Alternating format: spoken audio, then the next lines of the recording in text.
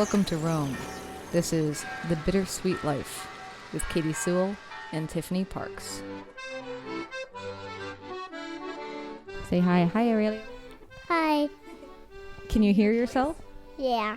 What do you sound like? Fine. He sounds cute. Hi. So what does a cow say? Moo.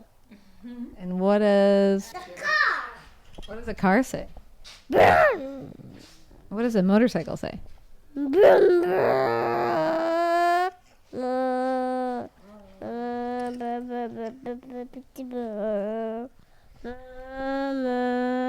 How does a motorcycle sound when it goes up a hill? What does Santa say? Babuna Natale. Merry Christmas. Yes. By Twinkles. So tell me about your mom. What is your mom like? Gufetta. She's like a owlet. Yeah. Is she a good singer? Yeah. What does she sing? Good boy. Good boy. Can you sing it for us? Yeah. Okay. Good boy. Good boy. Good boy. Good boy. Hello, this is The Good Bittersweet Life. I'm boy. Katie Sewell. I'm Tiffany Parks. That's me, Bob. You're not Tiffany Parks. Who are you? A radio. Aurelio. And who's Aurelio, Tiffany Parks? Aurelio's my son. And today we are in Rome at Tiffany's apartment, and we are talking about bilingual children. Yeah, of which Aurelio is one. All right. So we're going to be joined by some other special guests in an exploration of what it is to raise and be a bilingual child. Okay. Luciotto. Now, you just said that in Italian. Can you say it in English? Hammer, see. Hammer. No, he didn't say hammer in Italian. Sometimes when I ask him to say a word, like if he's just said a word in Italian, this is some weird thing he's just started to do. And I say, can you say it in English? And he just says hammer. I don't know why. Hammer's the go-to word.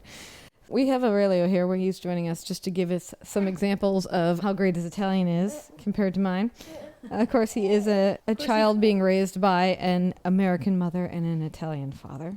And we've talked about it a little bit before, but it seems from me staying with you guys that you flow kind of back and forth between Italian and English, but mostly talk to him in English. Yeah, to him I talk, I would say 99% in English. If I say something in Italian, it's either an accident or I might be with someone who doesn't speak English and I want to make a joke. You know how sometimes I might say something to Aurelio, but I'm really saying it because I want the other person with me to like laugh or something. In that case, I might say something in Italian just for the benefit of the person that I'm with. But that's very, very rare. I don't actually talk to him in Italian. Even if I'm with a bunch of Italians, I'll still talk to him in English. So, Aurelio, what language does your mother speak? Candles. Candles. She speaks candles? How do you speak candles? Can you give me an example? Baba. Let's just say, for anyone who doesn't know, Aurelio's only 2.5. So we say he speaks Italian, and he does. But he's not really the type of person who we can interview and have answer coherently. Also because he's overexcited because Katie's here, and he loves Katie, and so he's acting up a little bit. Yes, he was my wake-up committee this morning. I hear Tiffany in the hallway saying, "Don't go wake her up, don't go wake her up." Sliding door opens, and in he comes. He also, like all kids, doesn't like to be put on the spot. So he'll talk up a storm, and then I'll get the camera out or the microphone, and he'll clam up. Right? Yeah. When it comes to his development, did you find that one of the two languages came out first? I think he started speaking, like when he first started saying words, I think it was about 50-50. Now he does favor Italian. If he's going to say a full sentence, he'll most likely do it in Italian. And so I have to, depending on how much time we have. Aurelia, you need to get down. You need to get down, honey. Come over here. Papa has to go.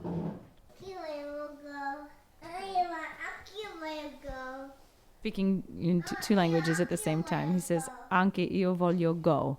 I also want to go, but go he's doing in English. So that's a very common thing for him, that he'll speak the two different languages in the same sentence. Sometimes he'll go back and forth like 2 or 3 times between the languages in the same sentence, which is questo light voglio off or something like that. So, Katie, I noticed that you're not very up on your truck and vehicle names. Yeah, it's because I don't have any children. Yeah, you called a trash truck a dump truck, and Aurelio took offense to that. Yes, he did. So maybe Aurelio, you could describe some of these trucks. What is this? What is that? It's a motorcycle. And how do you say that in Police That's a motorcycle. police motorcycle. Now, how do you say motorcycle in Italian? Motocicletta. That's right. And what about this? This. What kind of truck is that? The pickup truck. Mm-hmm. And you know what? I don't even know what that's called in Italian, so I don't think you do. Do you know what it's called in Italian? Pickup truck. How do you say truck in Italian? Camion. Camion. That's right. What about this? What's this? It's a police car. But what if I were Italian and I couldn't understand what police car was? How would you call it? A macchina? Della polizia. That's And right. That's this- right. Sound effects are the same. They're universal. Yeah. Yeah, we were just remarking of why. If anybody knows the answer is why boys come out being able to do sound effects, I would really like to know. Yeah. It's been a real detriment to my radio career. I worried when he was littler that he would be confused. He would hear these words in English and he would hear words in Italian, and he would not realize that they were two different languages, and he would just use them interchangeably. He does use them interchangeably, but he knows that they're two languages, because when I ask him, well, can you say that in Italian or in English, I usually ask him to translate into English. I did it. How do you say I did it in Italian? English. Yeah, I did it is English. How do you say it in Italian? I need to know how to say it in Italian. Bless you. Bless you. How do you say bless you in Italian? Salute meglio. Salute mamma. Can you say I did it in Italian? Io ho fatto questo gioco. Ho fatto, l'ho fatto. That's right. Good job, honey. I feel from just being around him for the last few days that having him sort of putting the two back to back has actually helped me learn certain words in Italian. Oh, Do you think really? that helped Claudio? Claudio's been studying English for a long time, but having a kid that's flowing back and forth so much. I think so. I think I speak a lot more. I mean, I know I speak a lot more English in the home now. Because before Aurelio came along, I didn't really speak English when we were at home. Like, he only heard it when I was either on the phone or if my family was in town or I was with a friend. Now I speak it all the time in the house to Aurelio. And sometimes I speak it to Claudio too. Okay, I'm going to speak English to you because you understand it. And you can just answer in Italian if you want, or you can answer in English. And that's my fault because I should be doing that. And we've talked about it before. You get used to speaking a certain language with someone and it's hard to speak a different one. But he definitely hears way more English now than he ever used to. Yeah. People seem to think that it's sort of a challenge to raise bilingual children. Is that true, would you say? Where does that perception come from that it's challenging? I bet it is challenging. I'm not that far into it yet. I mean, I'm only 2.5 years in, so we're going to see.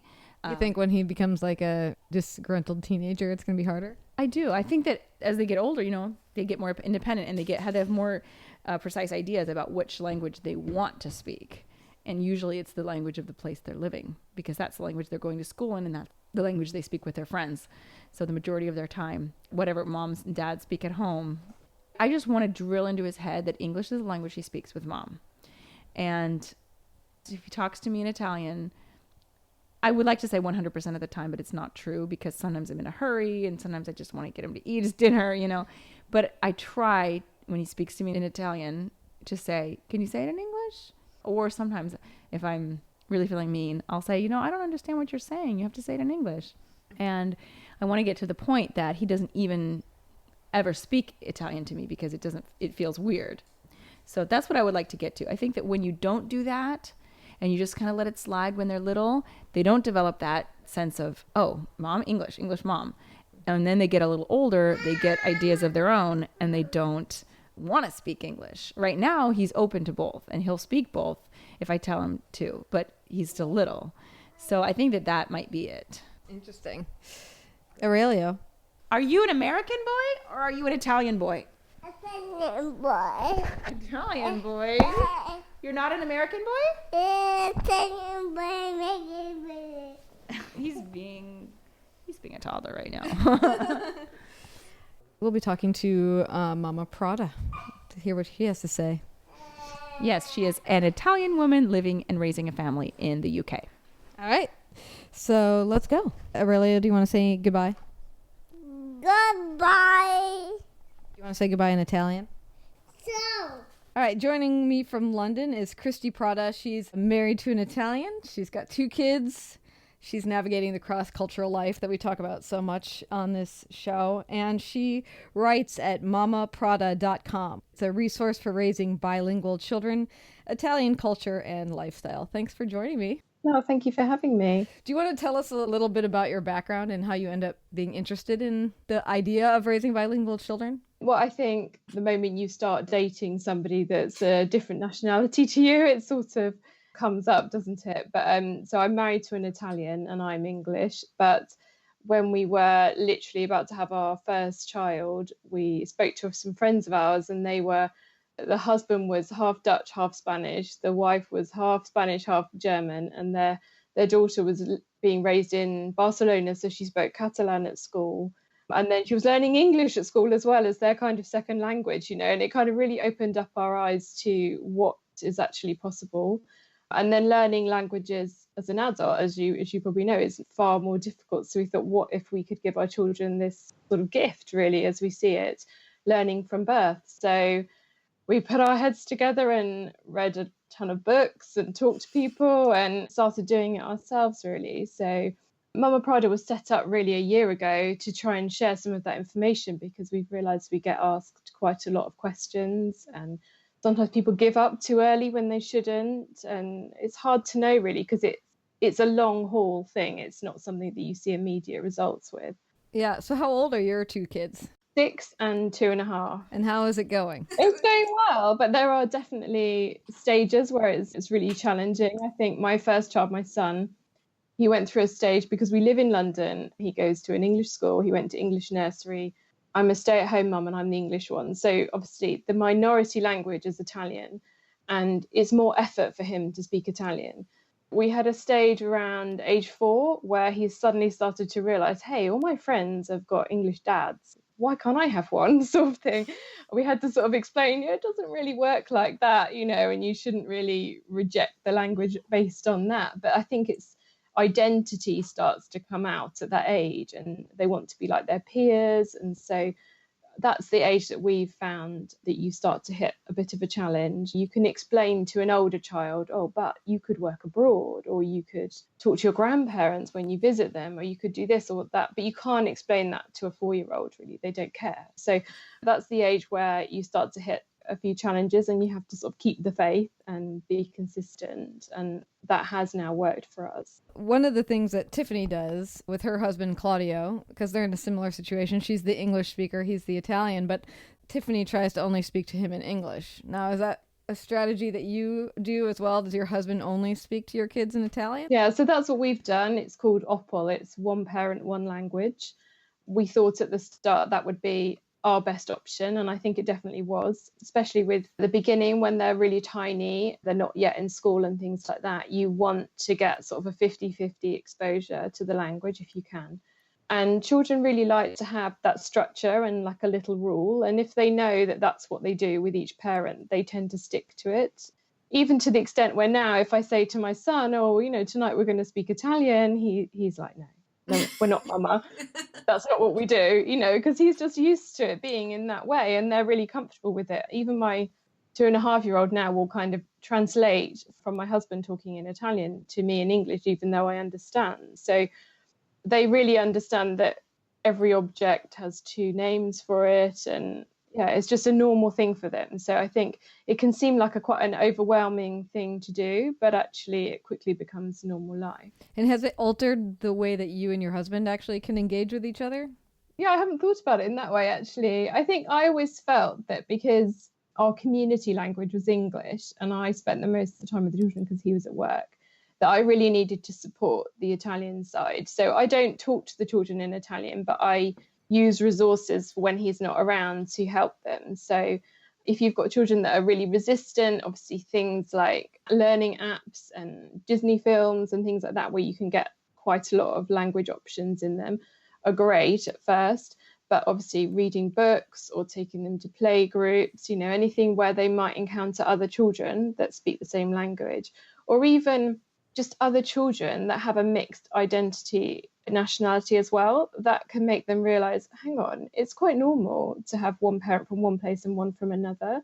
They start to come home and say, oh, did you know my friend Sarah, her mum is from here and her dad is from here, and they start to realize that it's not that weird, it's totally normal, and then they're actually more open to learning your two languages. How do you find those parents of mixed nationalities? You get creative. So when they were at nursery, I would check out or ask the nursery staff which children had Italian at home as well.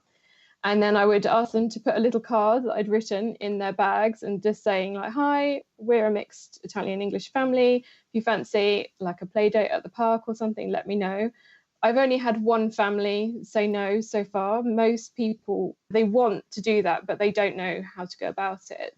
And I found that actually creating a need in your child to want to learn. So it's all right for us to say, oh, but when you're older, you will so appreciate that we did this, but children don't really care about that sort of thing, but for my son, especially, being able to communicate with a child that he wants to play with was really important to him. And so that made him want to speak Italian. And then he had a desire. And once you have that motivation, it's much more easy to teach them. Is it possible to raise a child bilingual if both parents speak the same language? Have you explored that at all? I haven't met people trying to do that yet, but I think you have to think about as well what it is you're trying to do. What level of fluency do you want? Because bilingual technically means that you can converse and understand and be understood 50%, 50-50 in each language, and that you have literally no accent at all, which is quite unusual for anyone to get to that stage.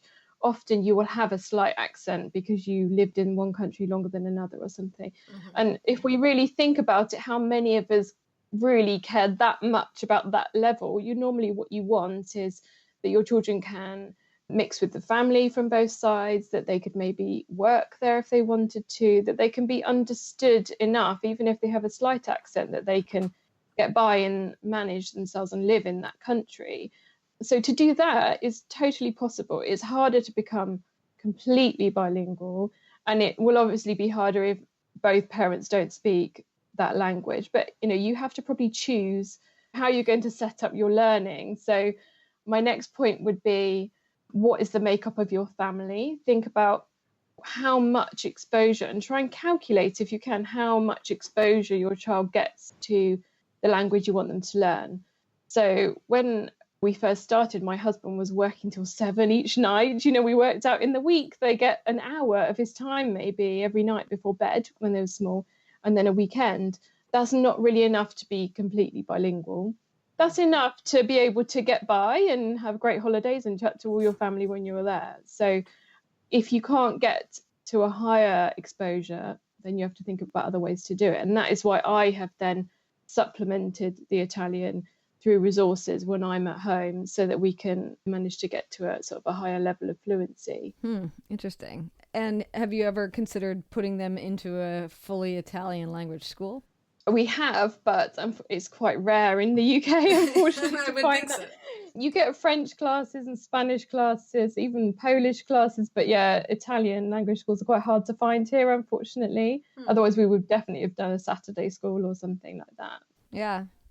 So what other advice would you give for starting out, or if a parent has a brand new baby, or in Tiffany's case, a 2.5-year-old and is just sort of starting? Yeah, just start. I think a lot of people put it off and they're not really sure the right time to start, but just start straight away. I would say, even if you're pregnant now and wondering about it, just get together with your partner and make a decision that you're both really committed to do it, and then try and stick to it. So consistency is quite key. So we decided we're going to use one parent, one language as our method, and we've stuck to that. You can, they say, change method. For example, now that both of our children speak pretty good Italian and English, it's possible we could switch to minority language at home, so we'd only speak Italian all the time at home. But I probably wouldn't keep changing method, because you don't want to confuse them, if you see what I mean. I think consistency is really key, and don't think that you can't start from birth, because you can. Even little babies, people said, oh, my mother-in-law says the baby won't understand any words until they're 2, so there's no point. But actually, when you go to pick a baby up and you say, up you come, for example, if you say the same in Italian your baby will tense its little neck and get ready to be picked up by either parent. It doesn't matter which language it is, they know what's about to happen, you know. So it is important to just start straight away and not worry about it. Some of your early blog posts when you first started writing about this, you were talking about different games and ways to get kids involved in it, even just in their sort of passing day-to-day life. Yes, yeah, we use a lot of people think you need to buy, you know, an extensive amount of expensive toys with noises, and it's great to have these as extras, but you don't need to have them. I mean, one of the things that we do, that every night my husband puts a word of the day on the front door, so when the children get up, they see this word and they pick it up, and we chat about what it is over breakfast. And he literally will come up with these if we, you know, we pop out to a zoo, for example, and he suddenly realizes, oh, I haven't done animals yet. So one night he'll write a load, and then we just put one out every day, and that costs you nothing. We worked out the other day that we've now given an extra 400 words to their vocabulary through doing this. Now, clearly, not all of them will be remembered to the same extent, and some you will have to go over. But that's a really easy way that actually is not very time consuming either, where you can add these things in. The other kind of traditional but always good idea is to read to them at bedtime. So if I read a bedtime story, I read in English, and my husband reads it, we read in Italian.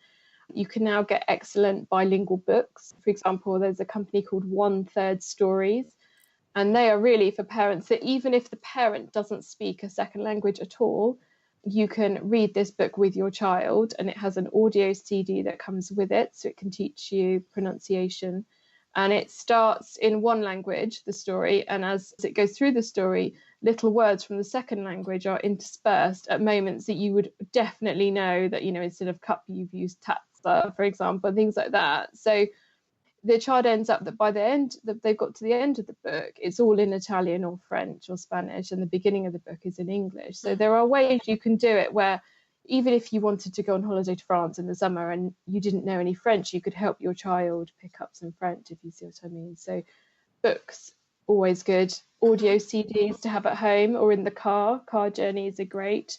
Sometimes if my children want to watch a film, I say to them, well, you can, but you've got to watch it in Italian, you know. So just little ways that you can slip it in without them realizing. Having international radio on at home, things like board games. You know, we quite often play Scrabble, but we don't use the Scrabble rules at all. We say to them, right, let's make up some Italian words, and we play that way, and they can be as creative as they want to, depending on what words they're learning at the time.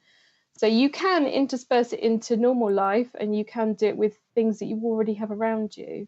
Do you know how long you need to be consistent before they sort of have it? Is there like an age where you could dial it way back? Well, I'd say if you start from birth, around 4 is when you see sort of fluency. Some children literally won't speak the language, the second language at all until 4. I know some families where both of their parents are, say, Italian, they live in London, they've been talking only Italian at home for 4 years, and their children suddenly start talking Italian back to them at 4, and they've understood everything up until that point, but they've always responded in English because that's all they're hearing in their community, sort of thing. So that's why it's very easy to get disheartened, because you might sometimes feel like, oh, is it going in? Is it working? You know, but the understanding is usually there. It's just that they're slow on actually responding back to you in the second language or third language. So I would say 4 to fluency, but obviously all children learn at different rates. You have to be patient. But yeah, I've noticed like lots of children do this thing called code switching, which is when you start mixing a sentence we've made up of words from both languages. My daughter has been doing that since she hit 2. We've been having mixes of Italian and English in one sentence. Gradually, she will start to separate them completely into 2 languages. She's already starting to do it a bit now. She's definitely ahead of her brother. Is it because she's a girl? Is it because she's the second child? You know, you just can't tell, can you? Everybody does it at a different rate. So we'll see. Do you find that there is a delay in talking overall when you're doing 2 different languages? No, we haven't. I know there's people say that it's a myth, but I know that some people probably do experience it. It doesn't feel like that for them, but children generally speak at different rates anyway. You know, you get some children that don't speak until they're 1.5, 2, not barely any words at all. And often that gets confused with the fact that they're learning two languages. Usually bilingualism is not actually the culprit in that. Normally it's just the fact that the child is taking longer to process everything and learn and get the confidence and actually want to speak as well, because especially I found with my son, he was much less interested in having long conversations with anybody about things. He just wanted to be physical and play. Whereas my daughter's much more interested in communicating and sitting down with you and getting information out of you and telling you everything at 100 miles an hour. So I think if you had a child that did seem to be having a speech delay, go and see somebody about it, but always get a second opinion. Usually you need a speech therapist that specialises in bilingualism as well, and they can tell you if that is definitely the issue or if it's a general development thing and that your child is just speaking a little bit later. Is there anything that you've tried or heard about in your research that universally doesn't work? Not something that sort of universally didn't work, but I found that there's lots of quite elaborate toys, usually that have all singing and dancing buttons and all sorts of things like that. And I think well-meaning grandparents kind of go and buy all these, and actually I don't think much goes in from using them. All of these extra resources, you have to think about whether they're interactive or not. So reading a book and asking your child to listen and then talk back to you, that is something that would definitely increase their speaking and confidence and their listening ability. But pressing a lot of buttons on a toy, it doesn't really help their cognitive development, if you see what I mean. They enjoy it generally as a child because it's fun, there's lights and that sort of thing. But I would generally warn people off buying too many of these new things and stick to books, audio, and as much interaction themselves as possible, even like Skype calls with relatives, or even if it's not the case of that one of you is from a different country and you want your child to learn that language. It might be that you're both from the UK, but you really want your child to learn French.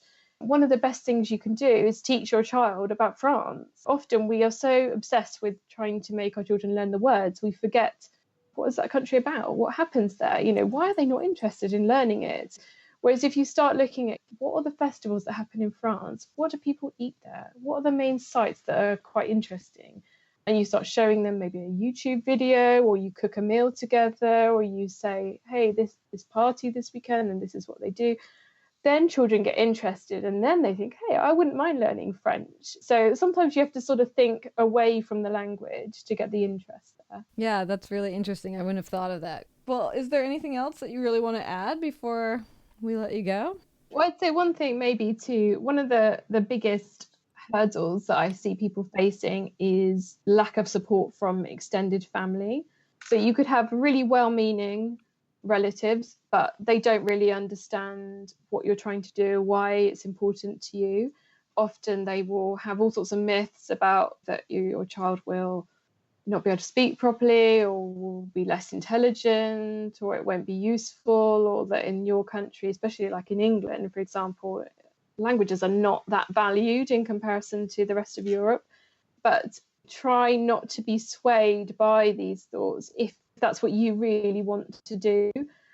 I'm actually coming up with a kind of a set of different documents to help bilingual parents at the moment, and one of them will be on the myths and dispelling the myths around bilingualism, because one of the things I do get a lot is people saying, I wanted to do it, but my mother-in-law thought this and my father-in-law thought something else, and you do need that support around you because it is for the long haul. And sometimes if you can explain those things and show them, hey, an actual, person in a white coat said that this isn't true at all, they believe them more than they believe you. Right. So yeah, that sort of thing. I think as a couple, be on the same page and be committed, and try and get your family on board as well. And do you find that the commitment wavers if you don't see results within your kids? Is that where you're seeing people dropping it as well? Yeah, I think because you might get to say age 2 and think, oh, why are they not giving me a full sentence yet? But you forget that even a normal child would not be chatting away in full sentences at 2. So how would you expect them to grasp that in another language that maybe they are exposed to 20% of their week? So sometimes it's hard to get that in perspective, and it takes a lot of work sometimes, a lot of extra reading, and you might be putting a lot of time and thought into what resources you're exposing them to, and then if you don't get a result, you feel a bit like, oh, what am I doing? It's all going in. It's definitely going in. And you can see, because you can do some very simple tests, like if you've been talking to your child for a couple of years in the second language, you can literally ask them, where is the apple in that fruit bowl in your language, and just ask them to point. They don't even have to speak. If they know and they point, you know it's gone in. It's just that they're not speaking it yet. So it's to keep the faith, really. Yeah. One more question. Is it okay to pretend that you don't understand the other language? You know, mommy only understands English. Yeah, I know. I do know some parents that are very strict about it and just will not say another word in the other language. We're not quite that strict. We just generally, my husband just always says in Italiano, and eventually they go, oh, okay, and then they respond in Italian. You can do that. I would say do what works for you, really. But you want it to be a pleasure, not a chore. And there'll be times when you're all tired and your child is like at the end of term and exhausted, and probably the last thing he wants to do is to be pushed to do something like that. So relax about it. Don't think that if you have one bad day that you've ruined everything, because it can take a few years to get there, and it will not be ruined by a bad day, a bad week or something. You just try and get back into it again the next day. Well, you mentioned to me that you have a Facebook group that people can join. What is that? So on the blog, I write a weekly post about bilingualism. I write about what we've been doing that week, what's worked and what hasn't, and I interview other parents that are doing the same thing. And then we've now got a Facebook group as well that you can join. So if you go to the Mamma Prada Facebook page, I've actually got two groups. One is for people that love Italy and want to hear about things like that, and one is for people raising bilingual children with any language, or it could be that you are monolingual parents and you want your children to learn languages. So it's a community where I share things that I've written, things that other people have written.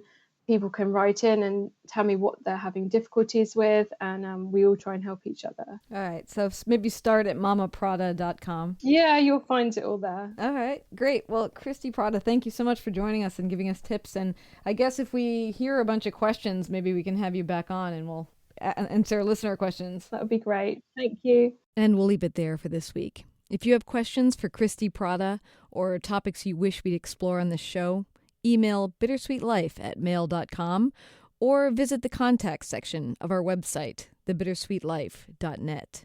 We are on social media, on Twitter at BittersweetPod, and on Facebook and Instagram. Just search for the Bittersweet Life podcast. And finally, share the show. Our summer share-a-thon is on.